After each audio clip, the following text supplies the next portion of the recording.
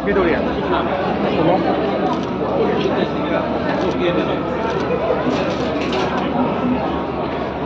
한번 정해놔. 뭐지 그럼?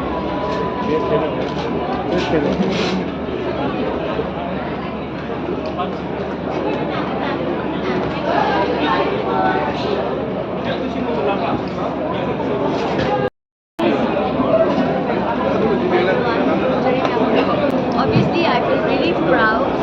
It's very proud moment for our Manipur also because entire notice Hana Manipur Symphony because Mamata Mumbai and Delhi, I guess, the Amadi initiative for the first time in Northeast. It's happening in Manipur, and I feel very happy. And I would like to thank Times of India, Manipur Tourism, of course, and Femina Miss India organizer for bringing the grand event here in Manipur. Seeing the high target in Manipur, model like Sina Mali, in a professional in a lake have so seeing this with their own eyes, they can feel that they can achieve this much in their life. And also, example, the government in a center.